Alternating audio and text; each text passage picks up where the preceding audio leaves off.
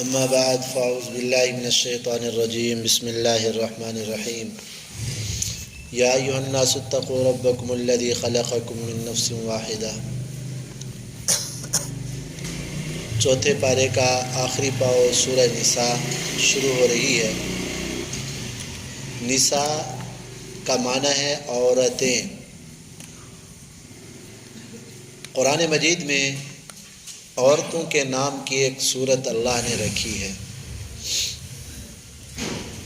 اللہ تعالیٰ نے عورتوں کو کیا مقام اور عزت اور احترام دیا ہے، آپ خود اندازہ کریں کہ قرآن میں عورتوں کے یعنی نام کی ایک صورت اللہ نے رکھی۔ مردوں کے نام کی صورت الرجال اللہ نے ذکر نہیں فرمائی، صورت النساء ذکر فرمائی ہے۔ اسلام نے جتنا حقوق عورتوں کو دیے ہیں اتنا حقوق کسی اور مذہب نے نہیں دیے۔ بہرحال سب سے پہلے اس صورت کے اندر اللہ رب العزت نے انسانوں کو متوجہ فرمایا کہ بھئی تم ایک باپ کی اولاد ہو۔ حضرت آدم علیہ السلام ایک باپ ہے تمہارے، سارے کے سارے انہی سے تم پیدا ہوئے ہو۔ رشتہ داریوں کا لحاظ رکھو، خیال کیا کرو۔ اور اس کے بعد پھر اللہ رب العزت نے، کیونکہ زمانے جاہلیت کے اندر میرے مدنی کریم صلی اللہ علیہ وسلم کے آنے سے پہلے عورتوں کے اوپر اور یتیم بچوں پہ بڑا ظلم ہوتا تھا، ان کے حقوق ادا نہیں کیے جاتے تھے۔ تو اللہ تبارک و تعالی نے پہلا حکم دیا آتوا الیتامی اموالہم، کہ بھئی یتیم بچوں کا جو مال ہے وہ ان کے حوالے کرو۔ ورثاء کو یتیم بچوں کے مال کو کھانا جائز نہیں ہے، حرام ہے۔ یتیم وہ بچہ ہوتا ہے جو نابالغ ہو، بچہ یا بچی، اور اس کا باپ فوت ہو جائے، اس کو یتیم کہتے ہیں۔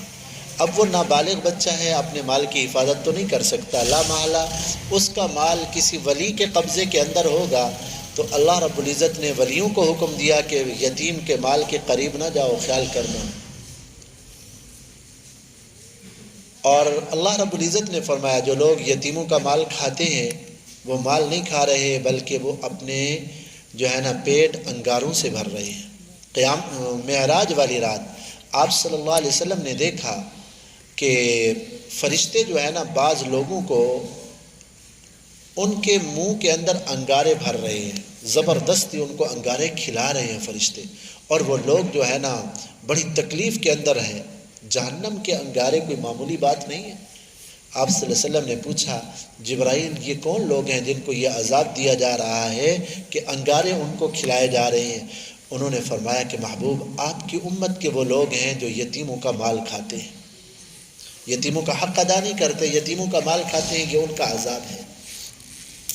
پہلے دور کے اندر ظلم ہوتا تھا، شکل بھی ظلم کی ہوتی تھی۔ یتیم کے مال کے اوپر قبضہ کر لیا، نہیں دیا، یہ ظلم ہے، اور شکل بھی ظلم کی ہے۔ آج کے دور کے اندر یتیموں پہ ظلم تو ہوتا ہے لیکن نیکی کا نام دے کر، یتیموں کے اوپر ظلم تو ہوتا ہے لیکن نیکی کا نام دے کر۔ جب آدمی فوت ہو جاتا ہے ہم اس بارے میں تحقیق نہیں کرتے کہ اب احکامات کیا ہے، شریعت کی کیا ہدایت ہے۔ جب آدمی فوت ہو جاتا ہے تو سب سے پہلا حکم یہ ہے کہ اسی کے مال سے اس کے کفن دفن کا انتظام کرو، پہلا حکم۔ اگر کوئی آدمی اپنی جیب سے اس کے کفن دفن کا اخراجات برداشت کرتا ہے کوئی حرج نہیں ہے۔ اور دوسرے نمبر پہ اس کے قرضے ادا کرو، دوسرے نمبر پہ جو مرنے والا ہے اس کے قرضے ادا کرو۔ اگر سارے کا سارا مال اس کے قرضوں میں چلا جائے، سارا کا سارا دے دو، ورثاء کو 1 روپیہ بھی نہیں ملے گا۔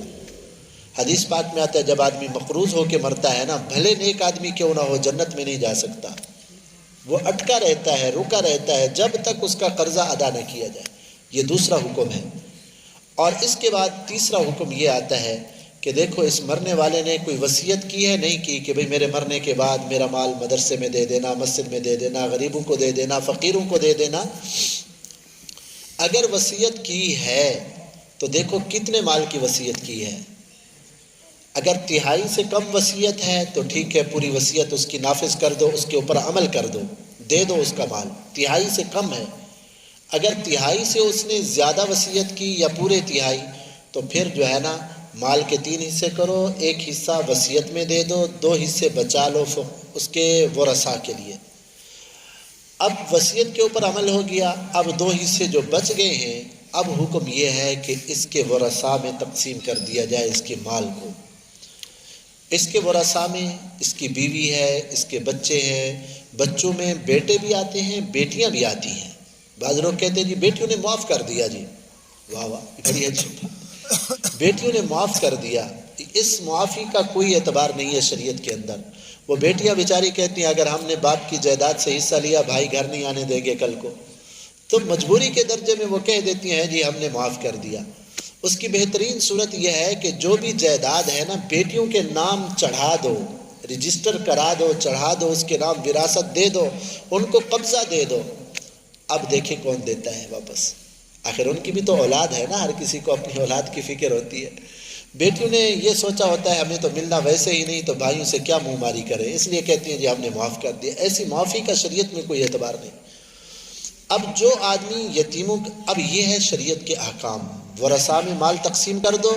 اس کے بعد اگر کوئی آدمی صدقہ خیرات کرنا چاہے اپنے مال سے تو اس کا ثواب بھی ملے گا اور یہ طریقہ جائز بھی ہے۔ اب ہم کیا کرتے ہیں، جو ہی آدمی فوت ہوتا ہے باقی ساری چیزوں کو پیچھے کر دیتے ہیں، ایک دم چھلانگ لگاتے ہیں اس کے قرآن خوانی کے لیے اور اس کی خیرات کے لیے، پہلے سارے احکام بھول جاتے ہیں۔ حالانکہ وہ مال تقسیم نہیں ہوا، ورثاء کا مال ہے اور یتیم اس کے اندر ہے۔ یتیم بچہ، یہ شریعت کا مسئلہ ہے۔ یتیم بچہ، جیسے میں نے کہا نا کہ نابالغ بچہ ہوتا ہے یتیم، یتیم بچہ اگر کہہ بھی دے کہ بھی میری طرف سے اجازت ہے، یتیم بچہ اگر کہہ بھی دے کہ میری طرف سے اجازت ہے، میرے والدین کے لیے ایصال ثواب کرو، شریعت میں اس کی بات کا کوئی اعتبار نہیں ہے، پھر بھی اس کے مال کو استعمال کرنا جائز نہیں ہے۔ اتنا بڑے سخت احکام ہیں۔ اللہ تعالیٰ نے فرمایا جو یتیموں کا مال کھاتے ہیں، ان الذین یاکلون اموال الیتامی ظلما انما یاکلون فی بطونہم نارا وسیصلون سعیرا، قیامت میں جہنم میں جائیں گے، یہ انگارے اپنے پیٹ میں بھر رہے ہیں۔ اور اس کے بعد پھر اللہ تبارک و تعالیٰ نے میراث کے احکام بیان فرمائے ہیں بڑی تفصیل کے ساتھ، کہ بیوی فوت ہو جائے تو شوہر کو کتنا ملے گا، اولاد ہے تو کتنا ملے گا، اولاد نہیں ہے تو کتنا ملے گا، اگر شوہر فوت ہو جائے اولاد ہے تو بیوی کو کتنا ملے گا، اولاد نہیں ہے تو بیوی کو کتنا ملے گا، فرق ہے ان میں۔ والدین کا کیا حصہ ہے، بھائیوں کا کیا حصہ ہے، ملتا ہے کون سی صورت میں بھائیوں کو نہیں ملتا، یہ سارے احکام اللہ نے اس صورت میں بیان فرمائے۔ پھر اللہ تبارک و تعالیٰ نے اس صورت میں یہ بھی حکم دیا کہ اللہ تبارک و تعالیٰ نے تمہیں 4 نکاح کرنے کی اجازت دی ہے، لیکن اس شرط کے ساتھ کہ تم انصاف کر سکو۔ اور یہ شریعت کا مسئلہ ہے کہ ایک سے زائد نکاح کرنا افضل ہے، ایک سے زائد نکاح کرنا افضل عمل ہے، لیکن اس آدمی کے لیے جو انصاف کر سکے۔ اگر انصاف نہیں کر سکتا، اللہ تعالیٰ نے فرمایا پھر ایک بیوی پہ گزارا کرو۔ جو آدمی انصاف نہیں کرتا کل قیامت کے دن آئے گا، آپ صلی اللہ علیہ وسلم نے فرمایا اس کا ایک پہلو شل ہوگا، ایک پہلو شل ہوگا، گناہ ہے۔ حقوق العباد ضائع کرنا بڑا گناہ ہے۔ اور اس کے بعد پھر اللہ رب العزت نے ان عورتوں کا ذکر فرمایا، حرمت علیکم امہاتکم، جن سے نکاح کرنا حرام ہے۔ نکاح کی حرمت کے 3 اسباب ہیں، یا تو نسب ہوتا ہے، نسب کی وجہ سے رشتہ حرام ہوتا ہے، بیٹی ہے، پوتی ہے، پڑپوتی ہے، یہ نسبی رشتے ہیں، یا پھر دودھ کی وجہ سے جو ہے نا رشتے حرام ہوتے ہیں، کسی عورت نے کسی بچے کو دودھ پلا دیا تو اس بچے کے اوپر اس عورت کی جو بیٹیاں ہیں وہ حرام ہو جائیں گی، رضاعی رشتے جس کو کہتے ہیں، دودھ کے رشتے۔ اور تیسرا جو ہوتا ہے حرمت، وہ ہوتی ہے نکاح کی وجہ سے۔ مثلا ایک عورت سے نکاح ہو گیا تو سالی سے نکاح کرنا اب حرام ہے، ساس سے نکاح کرنا حرام ہے۔ تو اللہ تعالیٰ نے ان محرمات کا ذکر فرمایا۔ 5واں پارہ شروع ہوتا ہے والمحصنات من النساء الا ما ملکت ایمانکم۔ اللہ تعالیٰ نے جو محرمات عورتیں ذکر کی ہیں، ان کے علاوہ باقی عورتوں سے نکاح کرنا جائز ہے، لیکن نکاح سے مقصود صرف شہوت پوری کرنا نہ ہو، بلکہ نکاح سے مقصود پاک دامنی حاصل کرنا ہو، کہ میں پاک دامن ہو جاؤں گا، اللہ نیک صالح اولاد عطا فرمائے گا، اپنی عزت و آبرو کو بچانا مقصود ہو نکاح سے۔ ایسا نہیں کہ بس شہوت مقصد ہے، 1-2 دن اس کو رکھا، طلاق دے دی، پھر دوسری سے نکاح کیا، پھر اس سے لذت اٹھائی، پھر یہ حرام ہے، ایسا کرنا گناہ ہے۔ اور اس کے بعد پھر اللہ رب العزت نے فرمایا لا تاکلوا اموالکم بینکم بالباطل، بھائی ایک دوسرے کا مال حرام طریقے سے نہ کھایا کرو، بغیر اجازت کے کسی کے مال کو لینا، دھوکے سے کسی کے مال کو لینا، دغے سے کسی کے مال کو لینا حرام ہے۔ اور پھر فرمایا کہ اللہ رب العزت نے اس کائنات کے نظام کو ٹھیک طور پہ چلانے کے لیے اللہ تعالیٰ نے ہر مرد اور عورت میں سے ہر ایک کی ذمہ داریاں رکھی ہیں۔ گھر کا سربراہ، گھر کا انتظام اللہ نے مرد کے حوالے کیا ہے کہ گھر کو چلانے کی ذمہ داری، کیونکہ عورت کا سارا خرچہ مرد کے اوپر ہے، ساری ضروریات مرد نے پوری کرنی ہے، تو گھر کا حاکم اللہ نے مرد کو بنایا ہے۔ آپ کو پتہ ہے اگر ملک کا حکمران نہ ہو، بغیر بادشاہ کے حکم ملک چل نہیں سکتا۔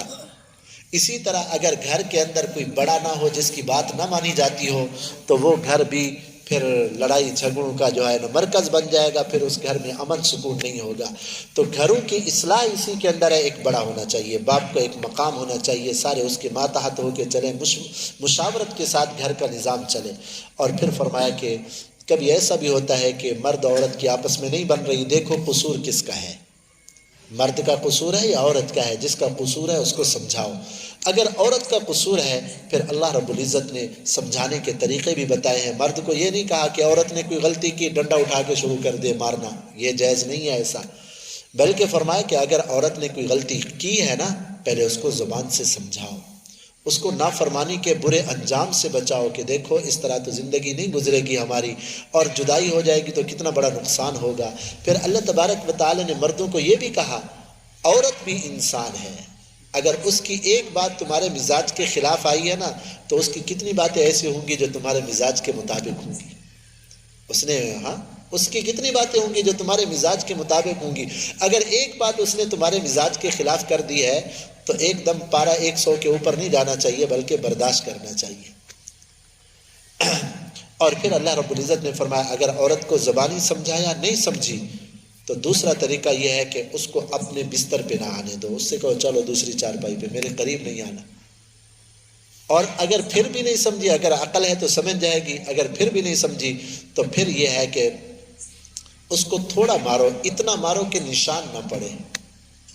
اب کتنا ماریں گے؟ ایک تھپڑ بس، ڈنڈے کی مارنے کی پھر بھی اجازت نہیں، بھئی اتنا نہ مارو کہ اس کے جسم پہ نشان پڑ جائے۔ بعض جاہل ایسے ہوتے ہیں، اللہ معاف فرمائے، عورتوں کو مار مار کے آدھموا کر دیتے ہیں، یہ حرام ہے، گناہ ہے۔ اور پھر اگر عورت پھر بھی نہیں سمجھی، 1-2 تھپڑ مارنے سے بھی نہیں سمجھی تو اب کیا حل ہے؟ اب اللہ تعالیٰ نے فرمایا ایسا کرو کہ عورت کے جو خاندان والے ہیں نا، یعنی عورت کے ماں باپ، ان کو بلا کے سمجھاؤ کہ بھائی اس طرح جو ہے نا یہ نافرمانی کر رہی ہے، اس کو سمجھاؤ اپنی بیٹی کو، کیونکہ میاں بیوی کا آپس کا پیار یہ 2 خاندانوں کا پیار ہے، آپس کی نفرت یہ 2 خاندانوں کی نفرت ہے۔ اور آپ کو پتہ ہے شیطان جتنا میاں بیوی کے جدائی سے جو ہے نا اور میاں بیوی کی لڑائی سے جتنا شیطان خوش ہوتا ہے اتنا کسی اور چیز سے خوش نہیں ہوتا۔ ایک حدیث پاک ہم نے پڑھی تھی، اس وقت بڑی عجیب بات لگی تھی، سمجھ نہیں آ رہی تھی۔ حدیث پاک میں آتا ہے قرب قیامت لوگ اپنی بیویوں سے زنا کریں گے، قیامت کے قریب لوگ اپنی بیویوں سے زنا کریں گے۔ بھائی بیوی جب ہے تو بیوی تو حلال ہے مرد کے لیے، اس سے نفع اٹھانا زنا تو نہیں ہوتا۔ پھر بعد میں سمجھ آیا، اساتذہ نے بتایا کہ بھئی بعض الفاظ ایسے ہوتے ہیں کہ مرد زبان سے کہہ دیتا ہے طلاق ہو جاتی ہے، مرد کو احساس ہی نہیں ہوتا۔ مثلا لڑائی چل رہی ہے، غصے میں مرد کہتا ہے دفع ہو جا میرے گھر سے، میں نکل، تیری شکل نہیں دیکھنا چاہتا، طلاق ہو جاتی ہے ان الفاظ سے۔ اللہ کے بندے ایسے الفاظ سے طلاق ہو جاتی ہے، نکاح ٹوٹ جاتا ہے۔ اب مرد غصے میں کئی مرتبہ اتنی بات کہہ دیتا ہے لڑائی میں، لیکن پھر بھی بیوی بنا کے رکھا ہے، حالانکہ طلاق ہو گئی ہے۔ طلاق کے بعد میاں بیوی کا رشتہ قائم کرنا حرام ہے، زنا ہے، گناہ ہے یہ چیزیں۔ تو میرے بھائی یہ مسائل سیکھنا ضروری ہے۔ اور اس کے بعد پھر اللہ رب العزت نے فرمایا تیمم کے احکام بیان فرمائے ہیں کہ بھئی اگر پانی کے اوپر قدرت نہیں ہے، پانی نہیں مل رہا تمہیں، جنگل کے اندر ہو پانی نہیں ہے، یا مریض ہو تم پانی استعمال نہیں کر سکتے، پانی کا استعمال کرنا نقصان کرتا ہے، تو پھر پاک مٹی سے تیمم کر لیا کرو، اللہ نے تمہارے لیے آسانی کی ہے۔ اس کے بعد پھر اللہ رب العزت نے ایک منافق اور ایک یہودی کا واقعہ بیان کیا ہے، بڑی تفصیل سے بیان فرمایا۔ منافق وہ تھا جو ظاہراً کلمہ پڑھنے والا تھا لیکن دل میں ایمان نہیں تھا، اور ایک یہودی تھا جو کھلم کھلا کافر تھا۔ ان کا کسی مسئلے میں اختلاف ہو گیا، آپ صلی اللہ علیہ وسلم کے پاس آئے فیصلہ کرانے کے لیے۔ تو آپ صلی اللہ علیہ وسلم نے جب دونوں کی بات سنی تو آقا نے دیکھا کہ حق یہودی کا بنتا ہے۔ آقا نے فرمایا کہ بھئی یہ حق یہودی کا ہے، اس کو ملنا چاہیے۔ اب منافق کے تو اس کے خلاف تھی نا، مرضی کے منشا کے خلاف تھی۔ تو منافق جب آپ صلی اللہ علیہ وسلم کے دربار سے باہر نکلے نا دونوں، تو منافق نے یہ سوچا حضرت عمر جو ہے نا بڑے سخت ہے کافروں کے بارے میں، فیصلہ ان کے پاس لے جائے، میں تو مسلمان ہوں، میری رعایت کریں گے۔ تو یہودی سے کہا آپ صلی اللہ علیہ وسلم کا فیصلہ بھی ٹھیک ہے لیکن حضرت عمر سے کراتے۔ اس نے کہا ٹھیک ہے۔ اب دونوں حضرت عمر کے پاس گئے اور واقعہ بتلایا، ساتھ یہودی نے یہ بھی کہہ دیا کہ جی ہم پہلے فیصلہ بھی کرا کے آئے ہیں آپ صلی اللہ علیہ وسلم سے۔ حضرت عمر نے یہودی منافق سے پوچھا آقا سے فیصلہ کرایا ہے؟ اس نے کہا جی ہاں کرایا ہے۔ اور پھر آقا نے کس کے بارے میں فیصلہ کیا؟ کہا فیصلہ تو آقا نے یہودی کے بارے میں کیا، میرے بارے میں نہیں کیا۔ اچھا پھر بیٹھو میں فیصلہ کرتا ہوں تمہارا۔ حضرت عمر گئے، گھر سے تلوار لے کر آئے اور آ کر سامنے منافق کی گردن اتار دی کہ جو بدبخت میرے محبوب صلی اللہ علیہ وسلم کے فیصلے کو نہیں مانتا، عمر کا فیصلہ یہ ہے کہ ایسا ناپاک جسم زمین کے اوپر نہ رہے، اس کی سزا یہ ہے کہ ختم ہو جائے۔ اب منافقین نے بڑا شور مچایا کہ حضرت عمر نے ایک مسلمان کو قتل کیا ہے، ہاں بدلے میں حضرت عمر کو قتل ہونا چاہیے۔ اللہ تعالیٰ نے قرآن میں آیات نازل فرمائی، فَلَا وَرَبِّكَ لَا يُؤْمِنُونَ حَتَّى يُحَكِّمُوكَ فِي مَا شَجَرَ بَيْنَهُمْ۔ میرے مدنی کریم، وہ لوگ جن کے آپس میں اختلاف ہو گئے اور آپ کے فیصلے کو اگر نہیں مانتے تو وہ مومن بھی نہیں ہیں۔ ہر معاملے میں آپ صلی اللہ علیہ وسلم کے فیصلے کو ماننا یہ ایمان کا حصہ ہے، جو آقا کے فیصلے کو نہیں مانتا وہ مومن بھی نہیں ہے، کافر ہے۔ حضرت عمر نے بہت اچھا کیا، اور اس کے بعد پھر فرمایا اللہ رب العزت نے وَمَن يُطِعِ اللَّهَ وَالرَّسُولَ فَأُولَٰئِكَ مَعَ الَّذِينَ أَنْعَمَ اللَّهُ۔ جو لوگ اللہ کی اور اللہ کے رسول صلی اللہ علیہ وسلم کی اطاعت کرتے ہیں، یہی لوگ ہیں جن کے اوپر اللہ نے انعام کیا، ان کے ساتھ ہوں گے، انبیاء کے ساتھ، شہداء کے ساتھ، اور جو ہے نا صدیقین کے ساتھ، اور نیک لوگوں کے ساتھ ہوں گے۔ دیکھو نبی، ہاں ہدایت کے اوپر آنے کے لیے نبی کی صحبت ضروری ہے، لیکن ہر علاقے میں تو نبی نہیں آ سکتے نا۔ پھر اللہ نے فرمایا دوسرے درجے پہ شہداء ہے، لیکن شہید بھی ہر علاقے میں نہیں ہوتا۔ پھر اللہ تعالیٰ نے فرمایا صدیقین ہے، اگر صدیقین بھی نہیں ہے تو نیک لوگ تو ہر علاقے میں ہوتے ہیں نا، ان کی اتباع کرو، اللہ تعالیٰ جنت میں تمہیں جو ہے نا ان کا ساتھ عطا فرمائیں گے۔ پھر اس کے بعد اللہ رب العزت نے جو ہے نا نماز سفر کے اور نماز قصر کے احکامات بیان فرمائے ہیں۔ آدمی سفر کے اوپر جائے، تقریباً 78 کلومیٹر دور جانے کا ارادہ ہے، اپنے وطن سے آدمی نکل چکا ہے، اللہ نے آسانی کی ہے، 4 رکعت والی نماز 2 رکعت پڑھ سکتا ہے۔ اور اس کے بعد پھر اللہ رب العزت نے جو ہے نا فرمایا ان اللہ لا یغفر ان یشرک بہ ویغفر ما دون ذلک لمن یشاء۔ جو آدمی اللہ کے ساتھ شرک کرتا ہے اللہ اس کو کبھی معاف نہیں کریں گے، ہاں یا تو زندگی میں شرک سے توبہ کر لے، اگر شرک کے اوپر موت آ گئی ہے تو اب بخشش کی کوئی صورت نہیں، مرنے کے بعد مشرک کے لیے دعائے استغفار کرنا بھی جائز نہیں ہے۔ اور اس کے بعد پھر اللہ رب العزت نے فرمایا یا ایھا الذین آمنوا کونوا قوامین بالقسط شہداء للہ، ایمان والو حق کے اوپر قائم رہا کرو اور صحیح گواہی، سچی گواہی دیا کرو، اگرچہ وہ گواہی تمہارے اپنے خلاف، تمہارے والدین کے خلاف ہونا، یہ نہ دیکھا کرو کہ یہ میرے خاندان کا آدمی ہے، میری قوم کا آدمی ہے، بھئی اس کا ساتھ دینا ہے، چاہے حق کے اوپر ہے یا نہ حق کے اوپر، ایسا نہیں کرنا۔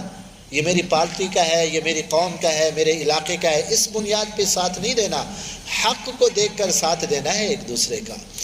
پھر اللہ رب العزت نے جو ہے نا اس پارے کے آخر میں منافقین کا ذکر کیا کہ منافقوں کو سکون نہیں ہوتا، وہ ہر وقت جو ہے نا پریشانی میں مبتلا ہوتے ہیں، کبھی مسلمانوں کی طرف، کبھی کافروں کی طرف۔ آخر میں اس پارے کے آخر میں اللہ تعالیٰ نے فرمایا ما یفعل اللہ بعذابکم ان شکرتم، میرے بندو اگر تم فرما بردار بن کے زندگی گزارتے رہو اللہ تمہیں عذاب دے کے کیا کرے گا۔ لا یحب اللہ الجہر بالسوء، چھٹا پارہ شروع ہو رہا ہے، تو اس کے اندر اللہ رب العزت نے فرمایا کہ ویسے تو اللہ بری بات کے ظاہر کرنے کو پسند نہیں کرتے، برائی کو چھپانا چاہیے، لیکن اگر جس کے اوپر ظلم ہو گیا ہے، وہ مظلوم آدمی جو ہے نا ظالم کی برائی بیان کرتا ہے، لوگوں کو بتاتا ہے بھئی اس نے میرے اوپر ظلم کیا، جا کے عدالت میں مقدمہ دائر کرتا ہے، لوگوں کو بتاتا ہے، تو اس کا کوئی گناہ نہیں ہے۔ ظالم کی غیبت کرنا کوئی گناہ نہیں ہے۔ اس کے بعد پھر حضرت عیسیٰ علیہ السلام کے متعلق اللہ نے واقعہ بیان فرمایا۔ میں نے پہلے بھی اشارہ کیا تھا کہ حضرت عیسیٰ علیہ السلام کو قتل کرنے کے لیے یہودیوں کا ایک آدمی دیوار پھلانگ کر اندر گیا جس گھر میں حضرت عیسیٰ علیہ السلام تھے۔ تو اللہ تعالیٰ نے یہ کیا کہ حضرت عیسیٰ علیہ السلام کی شکل جیسی اس کی شکل بنا دی، یعنی شبیہ ڈال دی، جیسے حضرت عیسیٰ علیہ السلام کی شکل تھی نا، جو ہی وہ یہودی اندر گیا اللہ تعالیٰ نے اس کی شکل ویسے بنا دی اور حضرت عیسیٰ علیہ السلام کو اوپر آسمانوں پہ اٹھا دیا۔ اب باہر جو لوگ کھڑے تھے نا اس اپنے آدمی کے انتظار میں، جب دیکھا کافی دیر ہو گئی ہے آدمی ہمارا باہر نہیں نکل رہا، جا کے دیکھیں تو صحیح بھائی، تو وہ اندر گئے نا، دیکھا تو جو ہی دیکھا نا انہوں نے، تو ان کو تو حضرت عیسیٰ علیہ السلام کی شکل نظر آئی نا، تو انہوں نے کہا اپنے آدمی کو بعد میں تلاش کریں گے، یہ عیسیٰ علیہ السلام ہے، پکڑو ان کو، مارو، قتل کرو۔ تو انہوں نے کیا کیا، اس آدمی کو پکڑا، سولی پہ چڑھایا، اس کو قتل کر دیا۔ جب وہ مر گیا نا، کہا کہ اب حضرت عیسیٰ علیہ السلام کو دیکھ، جو ہے نا ہمارا آدمی کدھر گیا؟ اب اس گھر میں اور کوئی نہیں ہے۔ جب شکل دیکھتے ہیں تو عیسیٰ علیہ السلام کی نظر آتی ہے، جب دوسرا جسم دیکھتے ہیں تو کہتے ہیں یار یہ پاؤں تو ہمارے آدمی کے ہیں، یہ ہاتھ تو ہمارے آدمی کے ہیں، یہ سینہ تو ہمارے آدمی کا ہے۔ اگر یہ عیسیٰ علیہ السلام ہے تو ہمارا آدمی کدھر گیا؟ اگر یہ ہمارا آدمی ہے تو حضرت عیسیٰ علیہ السلام کدھر گئے؟ تو اللہ تعالیٰ نے فرمایا بر رفعہ اللہ الیہ، اللہ تعالیٰ نے حضرت عیسیٰ علیہ السلام کو زندہ آسمانوں پہ اٹھا لیا۔ وما قتلوہ وما صلبوہ، اللہ تعالیٰ فرماتے ہیں نہ تو یہودیوں نے حضرت عیسیٰ علیہ السلام کو قتل کیا نہ سولی پہ چڑھایا، بلکہ اللہ تعالیٰ نے زندہ آسمانوں پہ اٹھا لیا۔ یہ یہودی ہمیشہ اسی شک و شبہ کے اندر مبتلا۔ اب حضرت عیسیٰ علیہ السلام کے متعلق 4 عقیدے والے ہو گئے، 4۔ یہودی کہتے ہیں ہم نے عیسیٰ علیہ السلام کو قتل کر دیا، بس ختم۔ عیسائی کہتے ہیں یہودیوں نے حضرت عیسیٰ علیہ السلام کو سولی پہ چڑھایا، قتل کیا، مر گئے تھے اور ان کو دفن کر دیا گیا، 3 دن کے بعد زندہ ہو کے اب عرش پہ چلے گئے، اب خدا بن کے بیٹھے ہیں، یہ عیسائی کہتے ہیں۔ اور بدبخت لعین مرزا قادیانی، اس کا عقیدہ یہ ہے کہ یہودیوں نے حضرت عیسیٰ علیہ السلام کو سولی پہ چڑھایا، زخمی ہو گئے تھے، بے ہوش ہو گئے تھے، انہوں نے سمجھا شاید مر گئے ہیں، تو انہوں نے جو ہے نا دفن کیا۔ تو حضرت عیسیٰ علیہ السلام کے شاگردوں نے جو ہے نا دفن ہونے کے بعد ان کو نکالا، اور نکالنے کے بعد ان کا علاج معالجہ کرایا اور وہ ٹھیک ہو گئے، پھر وہاں سے کشمیر چلے آئے اور ادھر آ کے دفن ہو فوت ہوئے اور مر گئے۔ یہ بدبخت قادیانیوں کا عقیدہ ہے۔ اور قرآن اور حدیث کا اور مسلمانوں کا اور اہل ایمان کا عقیدہ یہ ہے جو اللہ نے قرآن میں بیان فرمایا کہ حضرت عیسیٰ علیہ السلام تک یہودی پہنچے ہی نہیں، بر رفعہ اللہ الیہ، اللہ نے آسمانوں پہ زندہ اٹھا لیا ہے، اور قرب قیامت حضرت عیسیٰ علیہ السلام تشریف لائیں گے۔ تو یہ صورت تقریباً انہی ہدایات پہ ختم ہو رہی ہے۔ اللہ تعالی ہمیں بھی قرآن سمجھنے کی، عمل کرنے کی توفیق عطا فرمائے۔ الحمدللہ رب العالمین والصلاۃ والسلام علی اشرف